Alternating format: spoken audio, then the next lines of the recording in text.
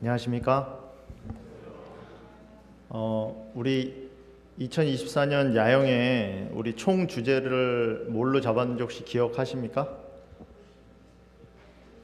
어느 분 아시는 분 좀 크게 대답해 보시죠. 네, 부르심입니다. 우리가 주제 성구로 잡은 것은 이사야서 6장 8절에 있는 말씀이죠. 내가 또 주의 목소리를 들은 적 이르시되 내가 누구를 보내며 누가 우리를 위하여 갈꼬 그때 내가 가로되 내가 여기 있나이다 나를 보내소서. 이 성경 구절이 저희의 그 주제 성구고요. 방금 바이올린 연주한 그 곡이 저희 주제가입니다. 여러분들이 기억하셨다가 첫날 저희 개최식 이게 처음에 오프닝 세러머니 할 때 저희 교우님들이 다 나와서 이 주제가를 부를 겁니다. 여러분들이 열심히 좀 들으시고 연습하셨다가 같이 참여하면 우리 교우님들이 다 나와서 이 노래를 그 강당에서 다 같이 부르면 얼마나 은혜로울까요? 이 가사를 다 외워서 함께 다 부르면 참 은혜로운 그 순간이 벌써부터 생각이 납니다. 오늘은 요한복음 14장 15절로 24절에 있는 말씀을 가지고 왜 보혜사인가 라는 제목으로 하나님의 말씀을 함께 나누겠습니다. 김동길 교수가 쓴 나이가 들면이란 시가 마음에 깊이 남은 적이 있었습니다. 나이가 들면 아는 게 많아질 줄 알았는데 나이가 들면서 알고 싶은 게 많아진다. 나이가 들면 모든 게 이해될 줄 알았는데 나이가 들면서 이해하려 애써야 할 것들이 많아진다. 나이가 들면 무조건 어른이 되는 줄 알았는데 나이가 들면서 어른으로 보이기 위해 항상 긴장해야 한다. 나이가 들면 모든 게 편해질 줄 알았는데 나이가 들면 들수록 더 많이 공부해야 하고 더 많이 이해해야 하고 진정한 어른이 되기 위해 애써야 한다. 나이가 들면 짙은 향기보다는 은은한 향기가, 폭포수보다는 잔잔한 호수가, 화통함보다는 그윽함이, 또렷함보다는 아련함이, 살가움보다는 무던함이, 질러가는 것보다는 때로는 돌아가는 게 좋아진다. 천천히 눈을 감고 천천히. 세월이 이렇게 소리 없이 나를 휘감아가며 끊임없이 나를 변화시킨다. 절대 변할 것 같지 않던 나를 나이가 들면서. 어른들만의 이야기는 아닌 것 같습니다. 나이가 들면 같은 것을 바라보는 시각도 달라진다라고 생각합니다. 나이가 들면 좀 더 편해질 거라고 생각했는데 나이가 들면 좀 더 긴장해야 된다는 김동길 교수의 시가 왠지 우리의 모습이 아닌가 생각이 듭니다. 저는 이 시를 읽으면서 신앙도 같은 것이라 생각을 했습니다. 하나님을 믿는다는 것은 상황이 바뀌는 것을 의미하지 않습니다. 상황은 항상 같죠. 하나님을 믿기 전이나 하나님을 믿은 후나 상황은 같습니다. 상황이 변하지 않아요.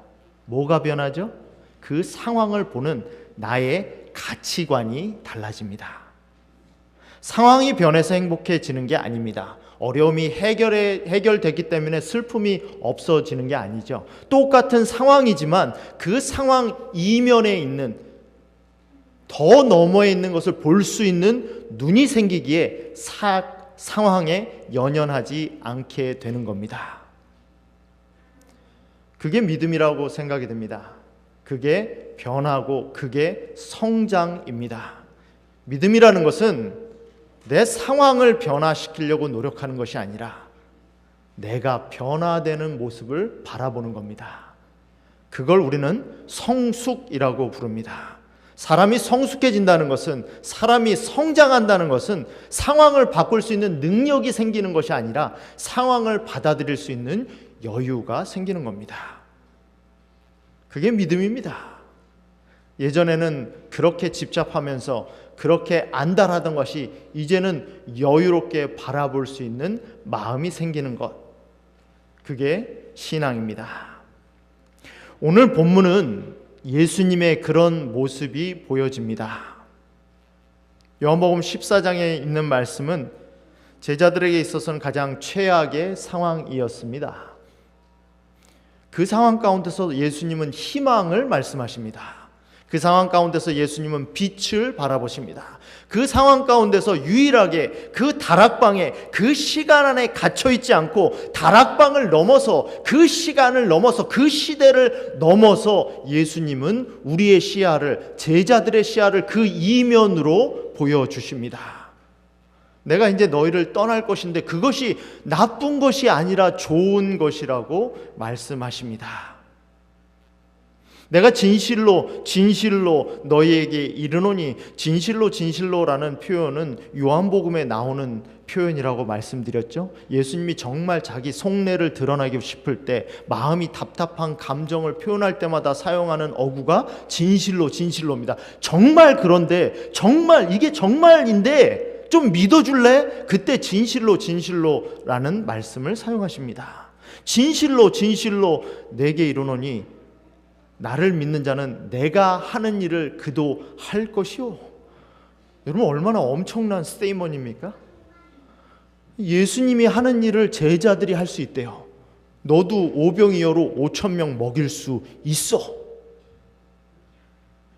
오늘 우리 선교회에서 안실학교 순서를 쓰며 우리에게 선교회가 무엇을 계획하고 있는지를 함께 나누었습니다. 그 가운데 떡 5개로 5,000명을 먹인다는 계획은 없었어요. 그 가운데 우리가 병원에 가서 죽어가는 사람들을 살린다는 계획은 없었습니다. 35년 동안 된 중풍병자가 자리에 일어설 거라는 계획은 없었어요. 근데 오늘 시무룩해서 예수님이 떠나실 거라는 것을 듣고 있던 제자들에게 예수님은 말씀하십니다. 나를 믿는 자는 내가 하는 일을 그도 할 것이요. 여러분, 어쩌면 우리는 꿈을 너무 작게 꾸고 있는지도 모르겠어요. 예수님이 우리에게 꾸라고 하는 꿈을 우리는 너무 작게 꾸는지도 모르겠습니다. 예수님은 우리에게 말씀하시죠. 나를 믿는 자는 내가 하는 일을 그도 할 것이요. 어쩌면 우리는 포크레인을 가져오고 불도저를 가져오고 집을 지을 수 있는 중장비 차를 전부 가져와서 우리가 설계 도면을 딱 열었는데, 우리는 개집 지을 거야, 이런지도 모르겠습니다. 하나님 아버지는 중장비를 가져와서 빌딩을 지을 계획을 가지고 우리에게 오셨는데, 우리는 우리의 계획이, 아버지, 우리는 개집 짓는 게 우리의 계획이에요, 이렇게 보여주고 있는지는 아는지 모르겠습니다. 적어도 예수님은 그 자리에서 제자들에게 말씀하십니다. 뭐라고요? 나를 믿는 자는 내가 하는 일을 그도 할 것이요. 예수님은 우리에게 말씀하십니다. 예수님을 믿으면 예수님이 한 일을 우리도 할 것이라고 말씀하십니다. 우리도 꿈꿀 수 있다라는 거죠. 그분이 한 일을 우리도 할 수 있다라는 꿈을 꿀 수 있다라는 거죠. 근데 예수님은 거기에 멈춰서지 않으세요. 어디까지 가십니까? 또한 그보다 더 큰 일도 하리니. 여러분, 예수님은 예수님이 한 일 수준에서 우리가 멈추기를 원하지 않으십니다. 예수님이 한 일 수준에서 멈췄다면 복음은 전파되지 않았을 거예요. 예수님은 3년 동안 퍼블릭 미니스트리 공중 봉사를 하시면서 기껏해서 예수님이 다니신 지역은 갈릴리 지방이었어요. 좀 멀리 가면 베레아까지 갔습니다. 그분이 움직이신 구역은 그렇게 멀지 않아요. 한 나라도 벗어나지 못했습니다. 그러나 복음은 예수님이 하신 일 이상으로 그 믿었던 자들이 하였기 때문에 그것이 지금은 전 세계 방방곡곡에 퍼져 있어요. 그보다 더 큰 일도 하리니. 예수님이 약속하시죠. 여러분, 예수님이 우리에게 하시는 일은요, 상황을 바꿔주시는 일이 아닙니다. 예수님이 우리에게 하시는 일은 상황 이면에 있는 걸 보게 하시는 거예요. 그저 눈으로 보는 것만 가지고 판단하는 게 아니죠. 눈으로 보지 않는 것도 볼 수 있게끔 해주는, 눈을 갖게 해주는 것이 예수님이 하시는 일이에요. 여러분, 믿음이라는 것은 눈으로 보이지 않는 것을 볼 수 있는 게 믿음입니다. 아이들이 보고 계획할 수 있는 시간적 거리와 어른이 보고 계획할 수 있는 시간적 거리는 다릅니다. 아이는 내일 뭐 하고 놀지를 계획하지만 어른은 내년, 후년, 10년 후에 무슨 일이 있을지를 바라보면서 계획합니다. 그래서 어른이에요. 여러분, 믿음이라는 것은 눈에 보이는 것만 가지고 판단하는 게 아닙니다. 믿음이라는 것은 그 믿음이라는 시야를 가지고 그 너머에 있는 것까지 바라보는 거예요. 그리고 뭐 하는 거죠? 계획을 세우는 거죠. 눈에 보이는 것만 가지고 계획을 세운다면 믿음이 없는 사람과 믿음이 있는 사람의 차이가 없어요. 여러분, 예수님이 지금 하시는 일이 바로 그거예요. 그 너머에 있는 걸 보여주시려는 거죠. 진실로 내게 이르노니, 이거 정말인데 나 좀 믿어줄래? 이거 정말인데 이거 좀 봐줄래? 그 말씀을 하시는 겁니다.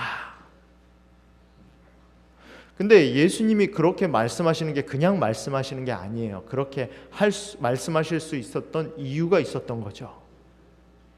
예수님이 그냥 그들과 함께 있었다면 그것은 불가능했을 겁니다. 그래서 예수님이 말씀하시는 거예요. 내가 아버지께 구하겠으니 그가 또 다른 보혜사를 너희에게 주사 영원토록 너희와 함께 있게 하시리니.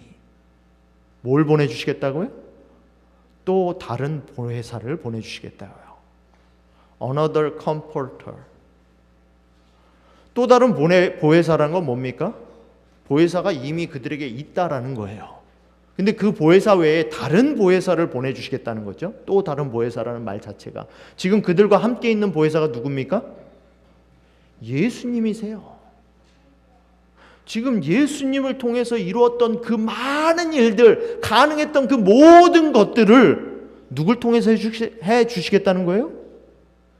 또 다른 보혜사를 통해서 해주시겠다는 거예요. 또 다른 보혜사가 누굽니까?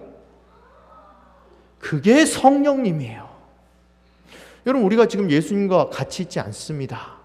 물리적으로 예수님과 동행하고 있지 않죠. 그럼에도 불구하고 우리에게 그 약속이 적용될 수 있는 이유는 뭡니까? 또 다른 보혜사가 우리와 항상 함께하기 때문이에요. 누구죠? 성령이 우리와 항상 함께하기 때문이에요. 그래서 가능한 거예요. 여러분, 김광년이라는 사람이 대단합니까? 제가 설교할 수 있고 제 영향을 받을 수 있는 바운더리는 여러분이 다예요. 제가 아무리 외쳐도 한국에 있는 사람이 제 설교를 듣고 감동받지 않습니다.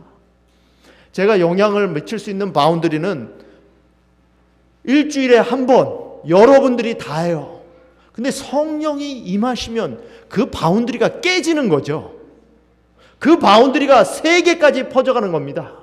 누군가는 유튜브를 통해서 그 설교를 듣고 변화가 되는 거예요. 누군가는 하나님을 믿기로 결심하는 겁니다. 누구를 통해서? 보혜사를 통해서. 여러분, 우리의 메릴랜드 중앙교회 바운더리가 그렇게 큽니까? 그렇게 크지 않아요. 기껏 우리가 지역사회에 영향을 미치는 거는 한 달에 한 번 이스트 빌리지 로드 길 청소해 주는 거예요. 거기에 우리 교회에 사인이 있는 거 보고 메릴랜드 중앙교회가 존재하는구나 라고 이 지역에 사는 사람들은 저희의 존재를 인식합니다. 그거 외에 우리가 우리 지역사회의 존재를 인식시켜 주시는 방법이 있나요? 우리는 그냥 자급자족하고 있는 거예요. 여기에 오는 분들의 영적 필요를 채워주고 있는 수준이죠. 근데 성령이 임하면 different story. 다른 일이 벌어지는 거예요. 그 바운더리가 깨지는 거죠. 한국말을 하는 무리가 게이럴스버그를 변화시키는 무리가 되는 거예요. 몽고메리 카운티를 변화시키는 주축돌이 되는 거죠. 메릴랜드 주를 변화시키는 원동력이 되는 겁니다. 뭐가 되면? 보혜사가 임하면. 여러분, 베드로는요,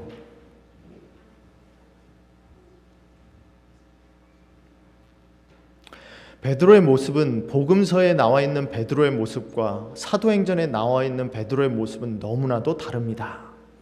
복음서에 나와 있는 베드로의 모습은 말하기 좋아하는 사람이죠.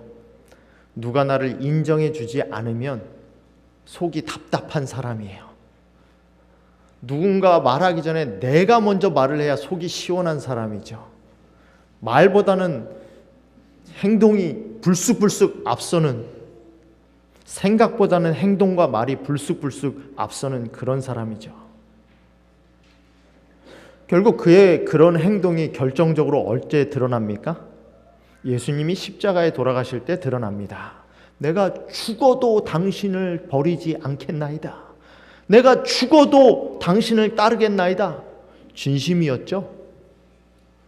거짓말 아니었습니다. 베드로는 그 말을 했을 때 그게 진심이었어요. 근데 12시간도 지나기 전에 베드로 뭐 합니까? 예수님을 3번 부인합니다. 부인만 합니까? 저주하죠. 부정하고 저주합니다. 3번째 부인했을 때 닭이 울어요. 예수님이 네가 나를 3번 부인할 거고 그때 닭이 울 거다라고 했거든요. 그 닭이 울 때, 예수님과 얼마 떨어지지 않은 근처에서 닭이 울 때 그 순간이 생각하면서 예수님을 바라봅니다. 그때 예수님도 베드로를 바라보죠. 두 사람의 눈이 마주칩니다. 거기서 베드로가 깨어져요. 여러분, 나의 한계를 인식할 때, 예수님과 눈이 마주칠 때, 그때 내가 깨어집니다. 밖에 나가서 통곡하고 울죠. 예수님과 눈이 마주쳤을 때. 근데 사도행전을 보면요, 베드로의 모습이 완전히 다른 모습이 돼요. 그렇게 베드로를 협박했던 바리새인들, 유대인들, 서기관들이 그를 데리고 공회 앞으로 잡아옵니다. 여러분, 제가 여러분 앞에 이렇게 서 있는 것도 굉장히 떨려요. 매주 설교를 하지만 매주 떨립니다. 사람들 앞에 쓴다는 게 그렇게 쉬운 게 아니에요. 공회는 그 당시에 50여 명으로 구성된 국회의원들이었어요. 국회의원들 앞으로 50여 명이 서 있는 그거 앞으로 베드로와 요한을 불러옵니다. 제자들을 불러오죠. 야, 누가 너 예수님 전하래? 위협하는 거죠. 거기서 베드로는 이렇게 대답합니다.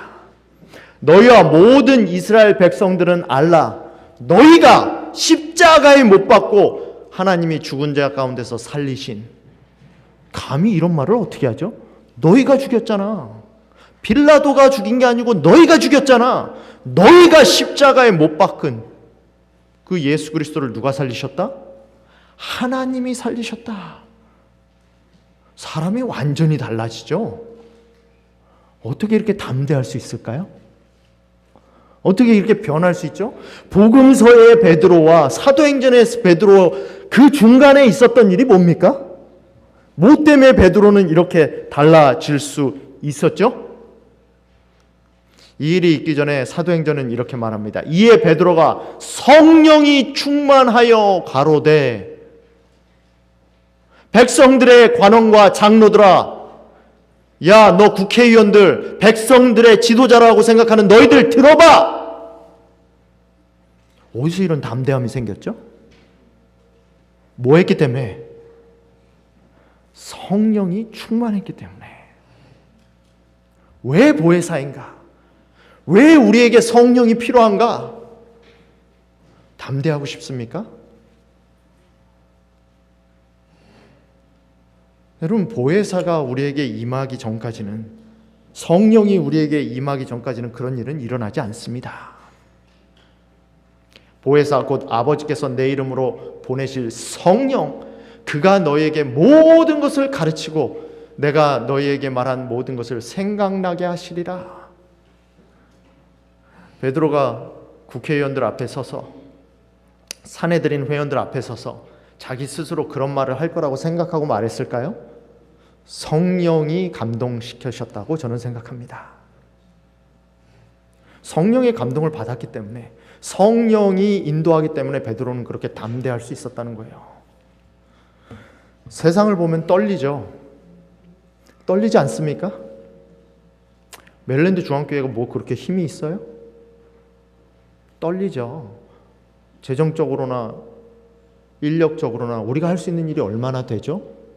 무섭죠. 떨리죠.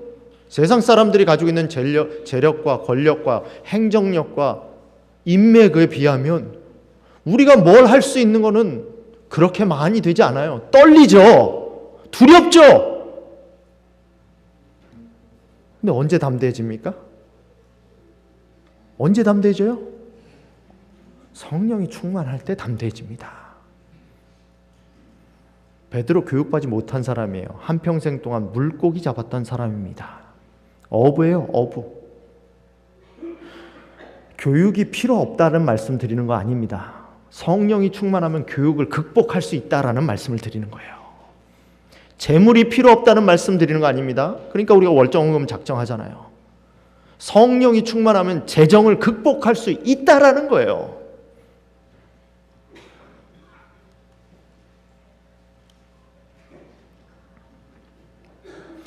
여러분, 저는 복음서와 사도행전의 차이는 사도행전 2장에 있다라고 생각합니다. 사도행전 2장에서 무슨 일이 벌어집니까? 16개국에서 사람들이 찾아옵니다. 바데인, 메데인, 엘라민, 메소포디아 사람, 유대와 갑바도니아 사람, 본도와 구레네 사람, 리비아와 로마와 여러 지방, 16군데 지방으로부터 온 사람, 그 사람들이 오순절에 왔어요. 근데 성령을 받은 제자들이 방언을 말하기 시작합니다. 갑자기 갑바도기아 말을 하는 거죠. 자기가 평생 살아보지도 못한 지역의 말을 쏟아놓기 시작하는 거예요. 그렇게 쏟아놓기 시작하니까 사람들이 뭐라고 합니까? 다 놀래서 이게 무슨 일이야? 이렇게 말하는 사람도 있지만 성령의 능력이 벌어진다고 해서 항상 그렇게 말하지 않아요. 어떤 사람은 뭐 합니까? 조롱하는 사람도 있어요. 그 조롱하는 사람들이 뭐라고 하죠? 그들이 새 술에 취하였다. 왜 술이라고 말하지 않고 새 술이라고 말하죠? 보통 다 술에 취해봤으니까. 술에 취해본 사람, 술에 취한다고 해서 갑자기 외국어를 말하지 않아요. 그러니까 뭐라고 말합니까? 이건 새로운 술이야. 새 술에 취했으니까 저들이 그런 거야 라고 조롱합니다. 왜 성령 충만한 것을 술에 취했다고 비유했을까요? 술에 취한 사람은 어떻게 달라지죠? 여러분, 술 기운에 취한 사람은 평소에 하지 못했던 말을 합니다. 술 기운을 빌려서 말하죠. 평소에 하지 못했던 행동을 합니다. 술 기운에 빌려서 행동을 하고 말을 하죠. 그걸 왜 성령 충만한 거랑 비유했을까요? 여러분, 성령 충만한 사람은 평소에 하지 못했던 말을 합니다. 평소에 하지 못했던 행동을 해요. 여러분, 성령 충만이라는 것은 내가 사용할 수 있는 무슨 도구가 아니에요. 나의 목적을 이루기 위하여 성령이라는 도구를 가져와서 그 일을 성취하는 도구가 아닙니다. 마치 술에 취한 사람이 술의 제어를 받듯이, 술 기운으로 움직이듯이 성령 충만이라는 것은 성령이 나를 온전히 인도하시는 거예요. 내가 온전히 성령한테 자복된 상태를 성령 충만이라고 하는 겁니다. 이해 가십니까? 성령이 무슨 우리가 가지고 있는 도구가 아니에요. 망치가 있어야지 못을 박으니까 못을 박기 위해서 우리가 망치, 툴박스에서 망치 가져오듯이 내가 뭐 하기 필요해서 성령을 가져오는 게 아니에요. 성령 하나님은 그분의 목적을 이루기 위하여 우리 자신을 온전히, 나의 의지를 성령님께 온전히 자복할 때 성령님께서 우리를 온전히 100% 사용하시는 것을 성령 충만이라고 합니다. 마치 술에 취하면 술 취한 사람이 이성이 술의 지배를 받듯이 내가 하나님께 지배받고 있는 상태가 바로 뭐예요? 그게 성령 충만이에요. 그래서 하나님은 성령 충만을 언급하시면서 또 다른 보혜사를 언급하시면서 전제 조건을 다십니다. 내가 보혜사를 보낸다라고 말씀하신 게 16절이거든요. 근데 15절에 전제 조건이 이거예요. 너희가 나를 사랑하면. 여러분, 사랑하지 않는 사람한테 굴복할 수 있습니까? 내가 내 아이를 사랑하니까 내 의지를 꺾는 거예요. 안 그렇습니까? 내가 내 아내를 사랑하니까 내가 내 의지를 꺾는 거예요. 양보하는 거예요. 내가 내 남편을 사랑하니까 내 의지를 꺾는 거예요. 성령 충만의 전제 조건은 뭐냐? 내가 나를 사랑하면이에요. 사랑하면. 예수님을 사랑하니까 내가 내 의지를 꺾는 겁니다. 내가 이 악물고 복종하는 거 아니에요. 예수님은, 하나님은 그렇게 저질의 순종을 원하지 않으세요. 저급한 순종을 말하는 게 아닙니다. 예수님은 그 가지고 있는 지위를 가지고 우리를 복종시키지 않으세요. 예수님이 말하는 조건은 그런 조건이 아닙니다. 어떤 조건이죠? 내가 나를 사랑하면. 그게 전제 조건이에요. 그러면 그 보혜사가 우리에게 오신다는 거죠. 그러면 그 보혜사가 나를 온전히 지배할 수 있다는 거예요. 그게 뭘로 나타납니까? 너희가 나를 사랑하면 뭐하라? 나의 계명을 지키라. 계명이 왜 나오죠? 여러분, 아이들이 우리에게 그런 말 하지 않습니까? 엄마 사랑해. 엄마 사랑해. 그러면 엄마는 뭐라고 하죠? 말이나 잘 들어. 여러분, 사랑한다는 것은요, 감정이 아니에요. 하나님 사랑해요. 사랑합니다. 찬미 부르고 기도하고, 그게 사랑이 아니에요. 하나님을 정말 사랑하는 사람은 순종합니다. 사랑은 행동이에요. 얼마든지 사랑한다고 말할 수 있습니다. 그리고 순종하지 않을 수 있어요. 여러분, 사랑은 행동이에요. 그래서 너희가 나를 사랑하면 뭐 하는 겁니까? 나의 계명을 지키라는 거예요. 여기서 너희는 누구죠? 제자들이에요. 그 목요일날 저녁에 그 다락방에 함께 있었던 11명의 제자, 가룟 유다는 갔고, 그 11명에게 했던 말씀을 23절은 모든 사람에게 적용시킵니다. 너희가 나를 사랑하면이 아니라, 이게 유니버셜 로라는 거죠. 보편적인 법칙이라는 거예요. 사람이 나를 사랑하면, 그 사람에는 저와 여러분이 들어가는 거죠. 누구나 하나님을 사랑하면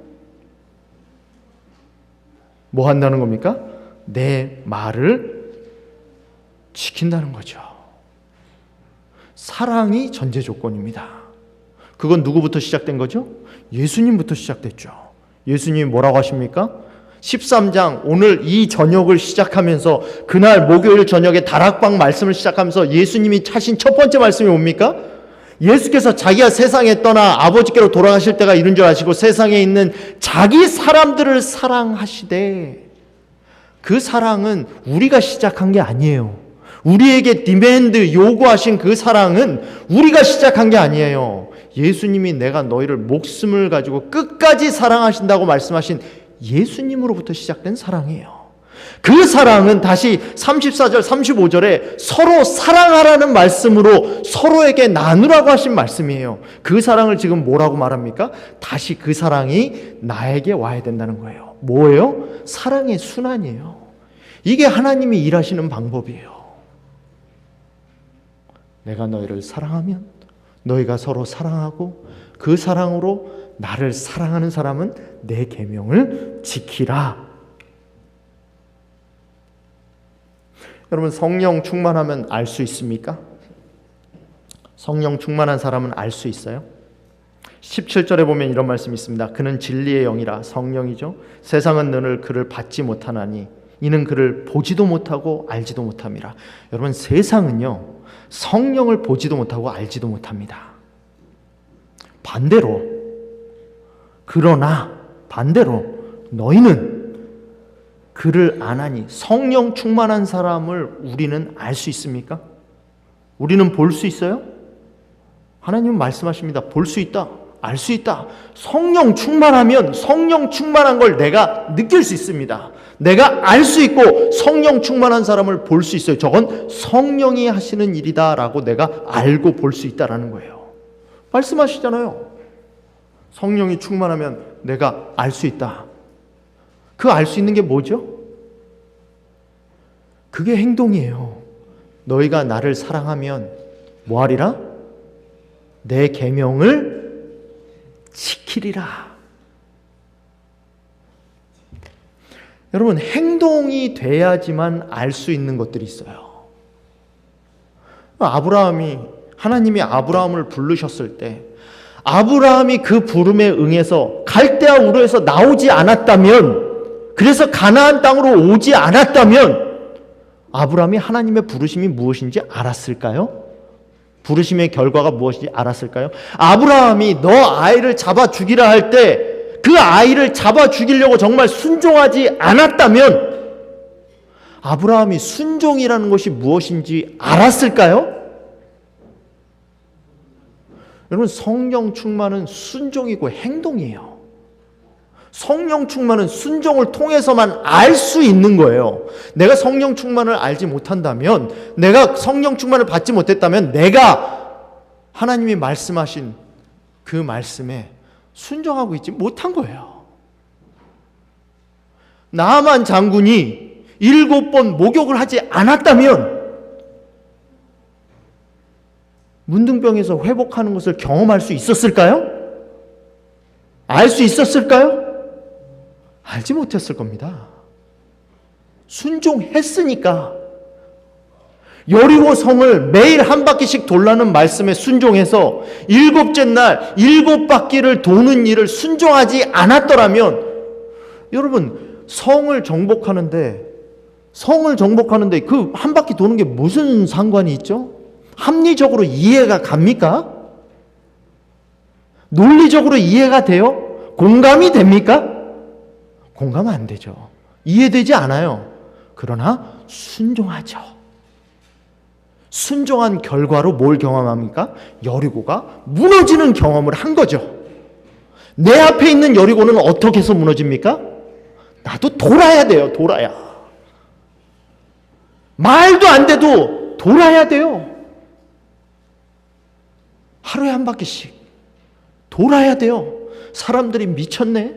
저 제정신이야? 라고 말해도 여리고를 돌아야지 여리고가 무너지는 걸 경험할 수 있는 거죠.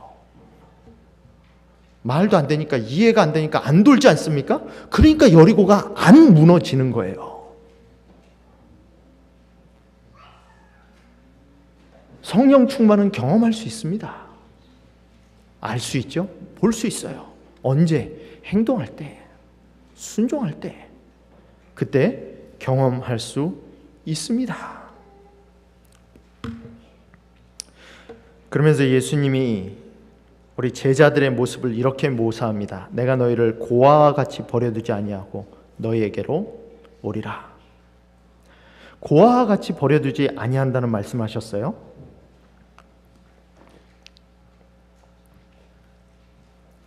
고아의 정의가 뭐죠? 부모가 없다고 다 고아는 아니죠. 부모님 안 계신 분 여기 계시지 않습니까? 돌아가신 분 계시지 않아요? 부모가 없다고 다 고아가 아니에요. 고아는 뭐가 고아냐? 부모로부터 보호와 양육을 받아야 될 나이의 아이들이 그때의 부모가 존재하지 않으신 것을 고아라고 그래요. 아이가 돌아갈 집이 없는 거죠. 어려울 때 다가가서 울 수 있는 품이 없는 거죠. 힘들 때 전화해서 힘든 일을 하소연할 어머니가 없는 거죠. 그게 고아예요. 왜 제자들을 고아로 비유했을까요? 너희는 고아 같지 않다라는 거예요. 그런데 제자들은 지금 뭐같이 행동하고 있어요? 고아 같이 행동해요. 고아라고 생각하죠. 제자들이 고아이기 때문에 고아가 아니라 자기를 고아 취급하는 거예요. 여러분, 우리가 하나님이 안 계시기 때문에 하나님이 안 계신 게 아니라 우리가 하나님 없는 것처럼 행동하는 거예요. 왜 외롭죠? 왜 힘듭니까? 내가 구하라고 생각하니까 힘들고 외로운 겁니다. 하나님 아버지가 계시면 힘들지 않아요. 외롭지 않죠. 아버지가 계시니까. 근데 나는 나를 구하라고 생각하는 거죠. 나에겐 아버지가 안 계시다는 거죠. 돌아갈 집이 없다라는 거예요. 작년 이맘때쯤이었습니다. 2023년 1월 20일이었어요. 플로리다 템파에서 한 40분가량 동쪽에 떨어진 곳에 렉랜드라는 도시가 있었습니다. 그 도시에 트래비스 밀러라는 경찰관이 있었어요. 이 경찰관에게는 트로이 밀러라는 아들이 있었습니다. 고등학교 졸업생이었어요. 근데 아버지가 암으로 죽습니다. 근데 그 아들의 졸업식 장면이에요. 근데 그 졸업식 장면에 아버지와 함께 근무했던 사람들이 옵니다.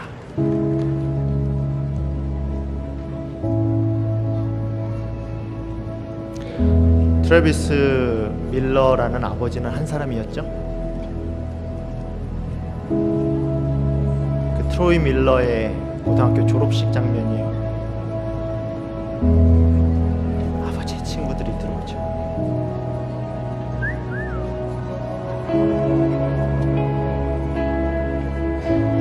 아버지가 없다라고 느낄 필요가 없다라는 거죠.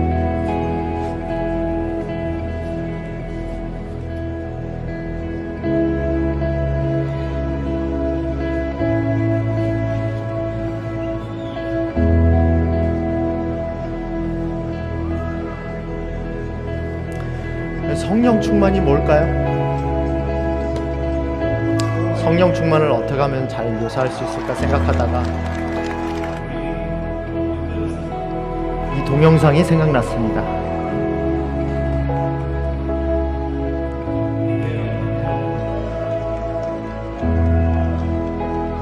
이제 사회로 나아가는 트로이 밀러가 외로울까요? 무서울까요?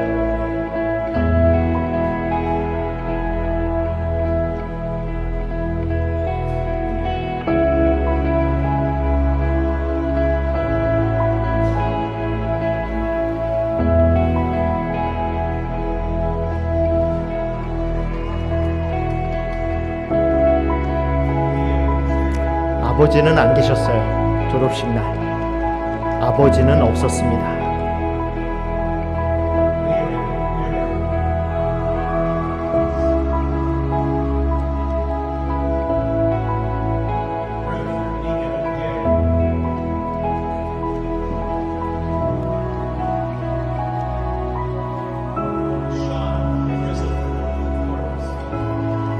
어떤 눈물일까요?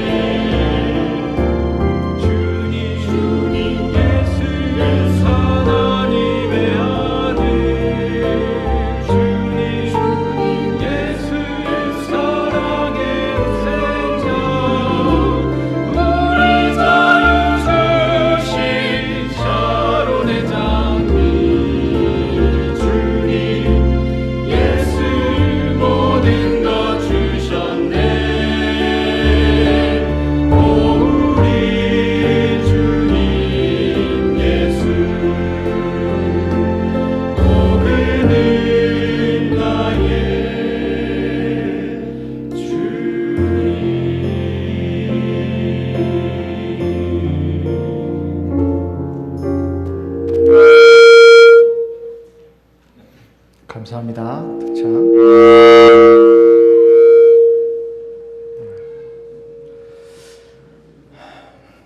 오늘 말씀은 우리 성령에 관한 말씀이었습니다.